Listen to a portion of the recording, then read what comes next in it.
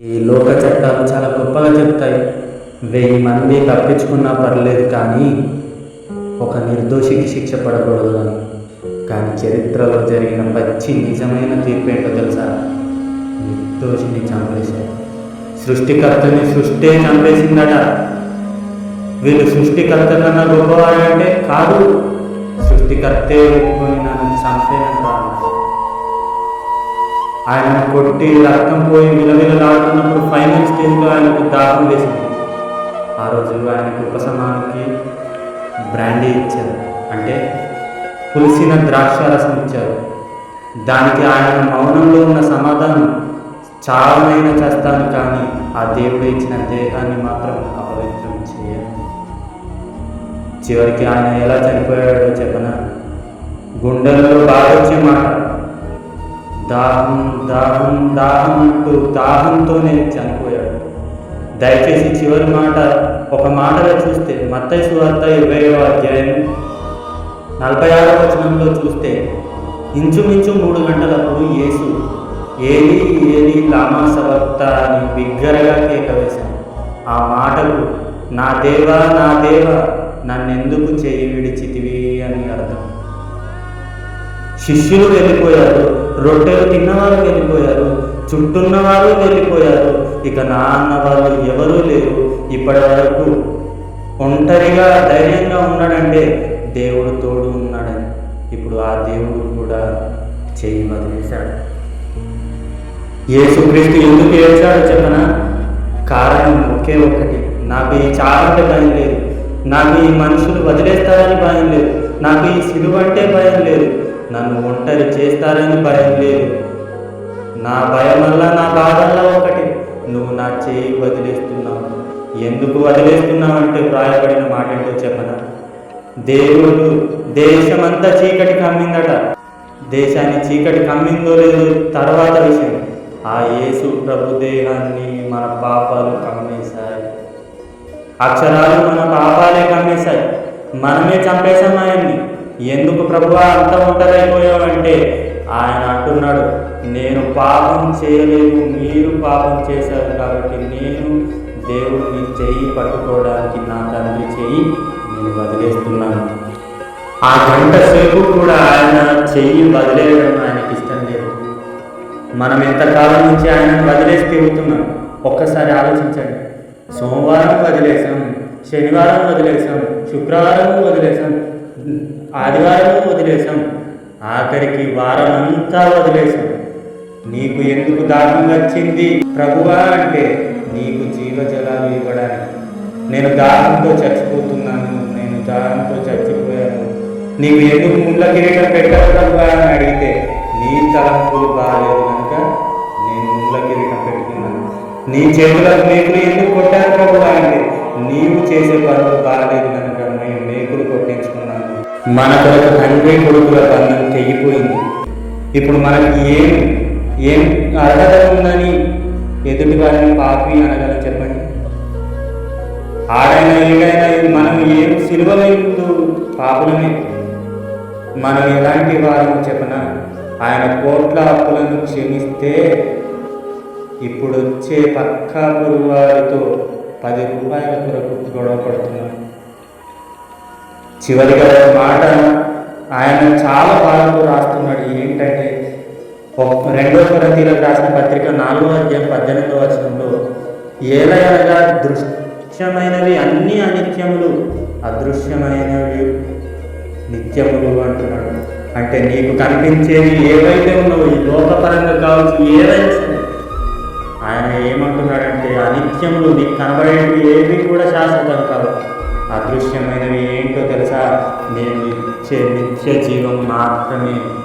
ఈ లోక సంబంధులు తాత్కాలికమైన జీవితం కోసం అన్నీ వదిలేసుకుంటుంటే నా బిడ్డలు వెలుగు సంబంధులు అని చెప్పుకుంటున్నారు, మీరేం వదిలేసుకుంటున్నారు? ఈ న్యూ ఇయర్ వచ్చి ఇన్ని రోజులు అయింది కదా, ఒక్కసారి ఆలోచించాలి. ప్రభు మా కోసం నువ్వు చాలా వదిలేసావు, పరలోకాన్ని కూడా వదిలేసావు, ప్రాణాలే వదిలేసావు, గౌరవాన్ని వదిలేసావు, మా కోసం ముఖం మీద ఉమ్మేయించుకున్నావు. నా కోసం ఇంత చేసిన నీవు నాకు నీతి కిరీటం పెడతానన్నావు. అయినా నేను ఏం వదులుకోలేదు అని ఒప్పుకోవాలి. నేను మన నిత్యత్వం ఒక మనిషిని మనిషిగా మార్చిందా? మన నిత్యత్వం కోసం ఆయన మరణాన్ని జయించాడు. ప్రేమైనటువంటి దేవుని వల్ల సిలువలో ఆయన చేసిన ప్రార్థన ఏంటో తెలుసా? ఒక మనిషిని మనిషిగా మార్చింది ఆయన చేసిన ప్రార్థన. ఆయన దేవా నా చెయ్యి ఎందుకు విడిచితివి అన్నాడు కదా. ఈరోజు ఈ సంఘాన్ని అడుగుతున్నాను, ఏది లామా సబక్తా అనే మాట ఏంటి అసలు? ఈ ఏది లామా సబక్తా అనే మాట ప్రసంగమా లేదా బాధన అని ఆలోచిస్తే ఆయన ప్రసంగించలేదు, ఎవరికీ చెప్పలేదు.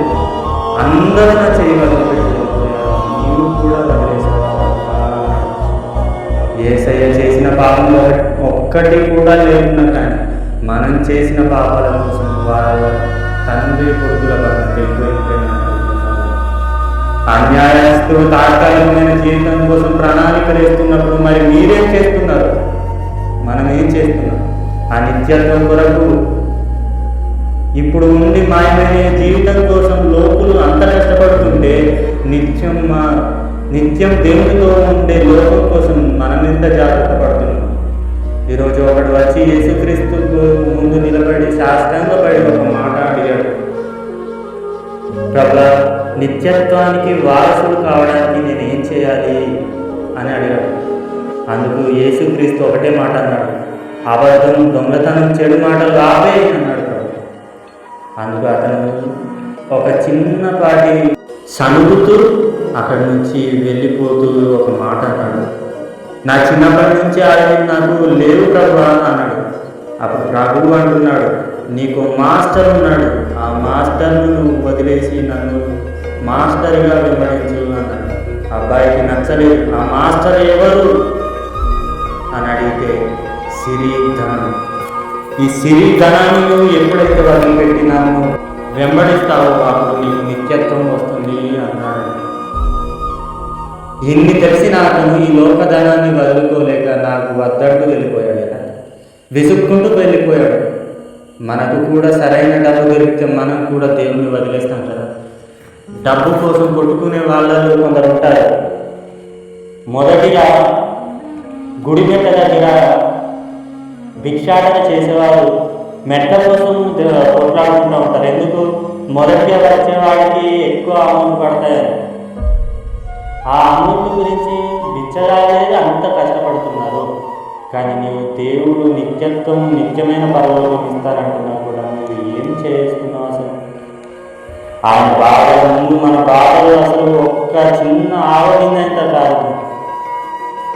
మనల్ని నీతిమంతులు చేయడానికి ఆయన పాపాత్ముడైన సర్వోన్నతుడైన దేవుని కుమారుడైన భూమి మీదకి వస్తే మనం ఏం చేశాం? ముఖం మీద చేశారు. ఇప్పుడు చెప్పండి, ఆయన చేసిన పని ముందు ఆయన చేసిన త్యాగం మన త్యాగం ఎంతలా ఉంటుందో ఒకసారి ఆలోచించండి. ఈ కొట్లాట గురించి అదృశ్యమైనవి అనిత్యములు అని దేవుడు అంటున్న మాటకి ఒక ఎగ్జాంపుల్ చూసినట్లయితే, ఒక ఊరిలో ఒక జాగ్రత్త కుటుంబం ఉంది. ఆ జాగ్రత్త కుటుంబానికి ఒకరోజు తుఫాను వస్తుంది, నదిలో బాగా నీరు ప్రవహిస్తుంది, దాంట్లో దుంగలు కొట్టుకొస్తున్నాయి. అందులో ఒక ఫ్యామిలీ చూసింది.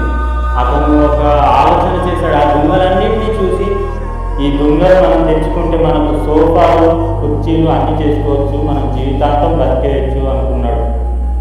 వెంటనే ఆ నదిలో దూకి ఆ దుంగ దగ్గర కూర్చున్నాడు. కానీ ఆ దుంగను ఒడ్డులు రాకపోతామంటే అది రావట్లేదు. వాళ్ళ భార్య పిల్లలు అరుస్తున్నారు, డాడీ నువ్వు ఎందుకు వెళ్తున్నావు, ఇటు ఒడ్డుకు తీసుకురా అని వాళ్ళు ఒర్రుతా ఉన్నారు. కానీ వాళ్ళ భార్య అందరినీ పిలిచింది, అందరూ వచ్చేసారు, గూడెం అందరూ వచ్చేసి అటెందుకు వెళ్ళిపోతున్నావు, అటే సుడిగుండం ఉంది, దాంట్లో చిక్కుకుంటే ప్రాణాలు పోతాయిరా, దయచేసి ఒడ్డుకు వచ్చే అని అంటున్నారు. కానీ అక్కడ అంటున్న మాట ఏంటంటే, నేను వదిలేసిన దాన్ని ఇది నన్ను వదలటానికి అవకాశం లేదు అని అతను అంటున్నప్పుడు వాళ్ళు అంటున్న సమాధానం ఏంటో తెలుసా? నువ్వు పట్టుకుని దుంగనే కాదా, ఎందుకు వదిలేదు, దయచేసి ఒడ్డుకు రాదా, కొద్ది దూరం వెళ్తే నీవు సుడిగుండంలో పడి కొట్టుకుపోతావా, మళ్ళీ బ్రతకవు, ఏదైనా చేసుకుని బతకవచ్చు ఒడ్డుకు వస్తే అని మాట్లాడుతున్నారు. చాలా ఆలోచిస్తున్నారు. కానీ లాస్ట్కి చివరికి అతను ఒక మాట అన్నాడు, నేను విడిపించుకోవాలని ఉంది, నాకు బ్రతకాలని ఉంది, నా పిల్లల కోసం కష్టపడాలని ఉంది, కానీ నేను ఏం చేయను. నన్ను పట్టుకుంది, నేను చూసింది దొంగలు కాదు, నేను పట్టుకుంది ముసలిని అని చెప్పేశాడు. అందరికీ ఒక్కసారిగా షాక్లో ఉండిపోయారు. నేను ఎంత ప్రయత్నిద్దామన్నా ఆ ముసలి నన్ను వదలడం లేదు అని అన్నాడు. అనగానే అందరూ ఏడుస్తూ ఉన్నారు. ఆ ముసలి తనని తీసుకెళ్ళిపోయింది. ఈ లోకం కూడా అంతే ప్రేమైనటువంటి దేవుని వల్ల ఎంత ప్రేమను చూపిస్తున్నా, నీవు ప్రేమతో దగ్గరికి వెళ్ళినా కూడా వాళ్ళు దుంగలాగా కనపడినప్పటికీ వాళ్ళ లోపల ముసలి గుణం ఉంటుంది. ఎప్పుడైనా గుర్తుంచుకోండి. ఈ లోపల ప్రేమలు శాశ్వతం కావు. ఆయన మన కోసం అర్పించాడు ప్రాణాలు, మన కోసం త్యాగం చేశాడు. ఆయన మన కోసం తన తండ్రి చేయనే వదిలేశాడు. ప్రేమైనటువంటి దేవుని వల్ల అంత ప్రేమ మనకు ఉండాలి, అంతటి గుణం మనకు ఉండాలి. ఈ లోకంలో కనిపించేవి అన్నీ అశాశ్వతము. మనుషులు అన్నవాళ్ళు అశాశ్వతం. మనుషుల్లో ఉండేది కేవలం కోపం, పగ, ద్వేషం. నీకు అవసరం ఉన్నంత వరకు వాడుకొని వదిలేస్తారు తప్పి, నీకు ఏదైనా ఆపవచ్చునంటే, నీకేదైనా వచ్చిందంటే నీకు వదిలేసి ఖచ్చితంగా వెళ్ళిపోతారు. ఎందుకు అంటే నేను చాలా చూసాను, బయటనే చాలా మంది చేస్తున్నారు. ప్రేమలో పడి మోసం చేసే వాళ్ళు ఎంతమంది లేరు. అవసరం ఉన్నంత వరకు డబ్బుల కోసం వాడుకొని అవసరం తీరాక డబ్బుల కోసం వదిలేసిపోయే వాళ్ళు కూడా ఉన్నారు కదా. కానీ నీ తండ్రి అలా చేయట్లేదు. నీ కోసం తన ప్రేమ నీలో నింపాలని ఆయన తన తండ్రి కొడుకుల బంధాన్ని వదులుకున్నాడు. దయచేసి ఒకసారి ఆలోచించండి. ఇప్పటి వరకు మనం ఎన్నో పాపాలు చేశాం. మన పాపాలు క్షమించడానికి, మన పాపాలు ఆయన కడగడానికి ఆయన పాపాత్ముడు అయ్యాడు. మనకు జీవజలాలు ఇవ్వడానికి ఆయన దాహంతో చనిపోయాడు. దేవుని వల్ల ఆయన త్యాగాన్ని గుర్తు చేసుకొని ఇకనైనా ఇవి ఆపేద్దాం. బాధలు ఒక రోజు వస్తాయి, ఒక రోజు పోతాయి. నా బాధలను చూసుకుంటూ కూర్చోవద్దు. ఆ బాధలను నువ్వు ముందుగా ఎవరికి చెప్పుకోవాలి అంటే నీ తండ్రికి చెప్పుకోవాలి. దయచేసి ఈ మాటలు గమనించిన మీరు, ఈ మాటలు విన్న మీరు ఒకటే ఆలోచించండి. యేసుక్రీస్తు నా కోసం ఎంత త్యాగం చేశాడు, ఆయనకు నా మీద ఎంత ప్రేమ ఉంది, ఆయన నాకు ఎంత ప్రేమనివ్వాలనుకున్నాడు అని ఒక్కసారి ఆలోచించి తీర్మానం తీసుకొని ఇప్పటికైనా ఎన్నో వారాలు వదిలేసి తిరుగుతున్నాం, ఎన్నో రోజులు వదిలేసి తిరుగుతున్నాం, దేవుణ్ణి వదిలేసి తిరుగుతున్నాం, మందిరాన్ని వదిలేసి తిరుగుతున్నాం. ఇప్పటికైనా ఈ ఉన్న 4 రోజులైనా ఆ దేవుని కొరకు, ఆ తండ్రి కొరకు బ్రతుకుదాం. సేవకులను హేళన చేస్తున్న ఈ సమాజంలో బ్రతుకుతున్నాం. క్రైస్తవ్యాన్ని హేళన చేస్తున్న సమాజంలో మనం బ్రతుకుతున్నాం.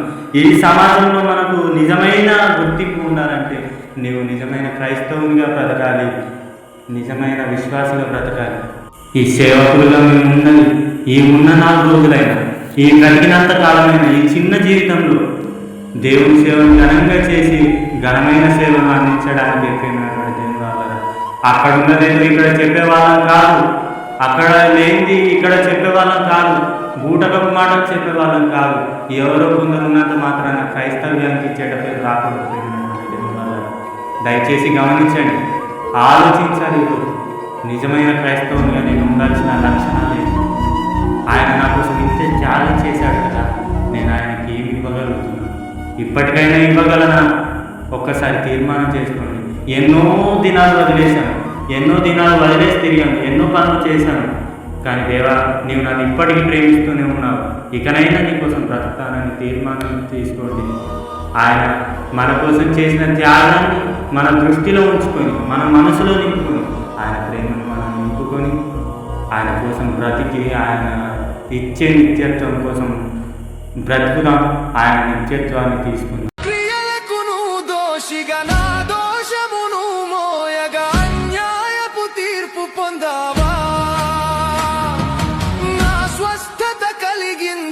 నా రోగము భరించగా సిలువ శ్రమను భరించవా.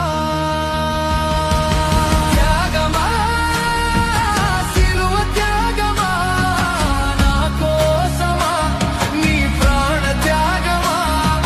త్యాగమా,